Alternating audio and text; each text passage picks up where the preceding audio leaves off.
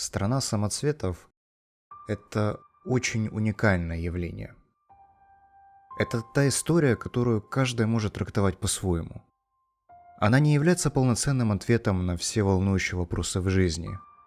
Это не та история, которая ставит тебя перед фактом, не заставляет переосмыслить всю твою жизнь.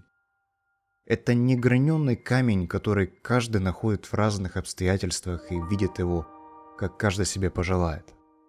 Это та история, после которой ты не можешь дать четкого ответа, что именно тебе в ней понравилось. Как полотно, которое ты можешь разглядывать часами, улавливать его общий сюжет, но каждый раз находить новые посылы и значения для себя. Это нечто, что вводит тебя в ступор, но одновременно и заставляет размышлять.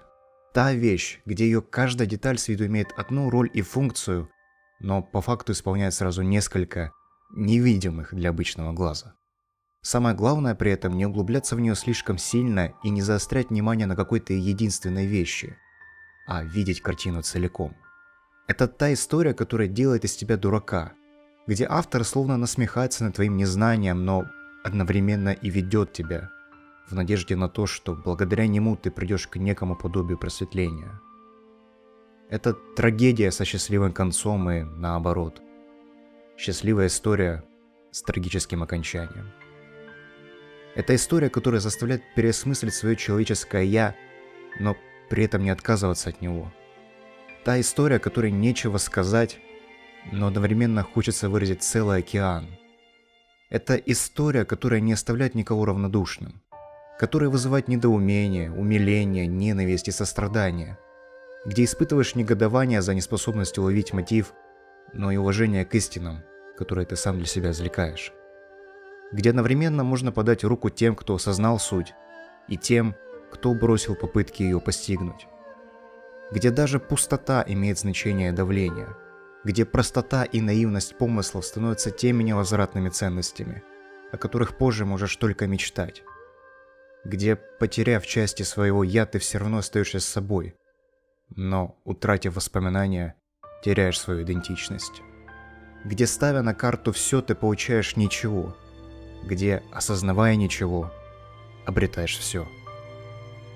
Где ты можешь жить все данное тебе время без адских мук, но познав правду и утратив цель, утратив стремление, желаешь избавиться от всего, что держит тебя на земле.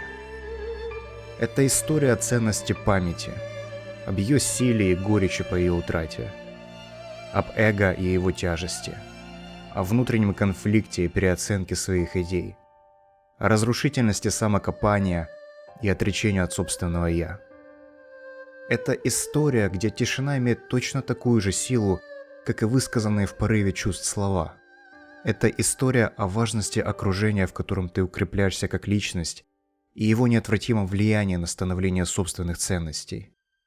Это история об одиночестве и трудности смирения с ним, о желании быть частью социума и чьей-то жизни, о бессмертии и хрупкости стойкости духа, о зависти и ее разъедающем свойстве, о гордыне и боли ее уязвимости, о свободе воли и удерживающих факторах, об обещаниях и узах, которые не создают, о безразличии и страданиях, которые не приносят, о предательстве и сожалении о содеянном, о жертвенности и преданности своим идеалам.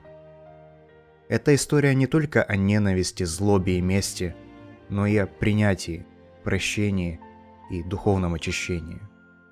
Это нечто, что может вызвать отвращение, но одновременно и можно любить. Та история, где ты не можешь до конца быть уверенным в том, что ты для себя получаешь и уясняешь, пока это полностью не пройдет через тебя, пока ты не соизволишь принять ее таковой, какая она есть.